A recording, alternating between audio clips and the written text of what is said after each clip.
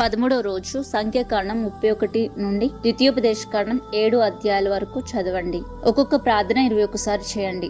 దుష్ట సాతాను అనుచరుల చేతి నుండి నా యొక్క గతం మరియు భవిష్యత్తు సమాచారాన్ని నజరేయుడైన యేసు నామంలో తిరిగి తీసుకుంటున్నాను. ఆమేన్. నా శత్రువుల చేతి పనులను నజరేయుడైన యేసు నామంన శపిస్తున్నాను. ఆమేన్. నా నక్షత్రాన్ని నిర్బంధించేందుకు ఏర్పాటు చేయబడిన ప్రతి పంజరాన్ని నజరేయుడైన యేసు నామంలో ముక్కలుగా చేస్తున్నాను. ఆమేన్.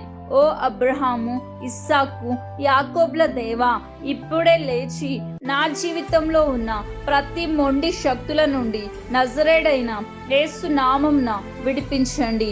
ఆమేన్. నా నక్షత్రాన్ని కనిపెడుతున్న ప్రతి దుష్ట శక్తులను దేవుని యొక్క దూతలు లేచి సంకెళ్ళు తాళములతో నజరేయుడైన యేసు నామంలో బంధించునుగాక.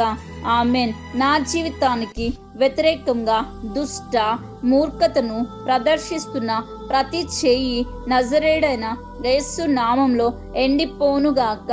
ఆమేన్. చేతబడి నిర్వహణలో నుండి నా నక్షత్రాన్ని నజరేయుడైన యేసు నామంన ఇప్పుడే విడుదల చేస్తున్నాను. ఆమేన్. నా జీవితానికి వ్యతిరేకంగా పనిచేస్తున్న దుష్ట నిర్వాహకుల విజయాన్ని నజరేయుడైన యేసు నామంలో శపిస్తున్నాను.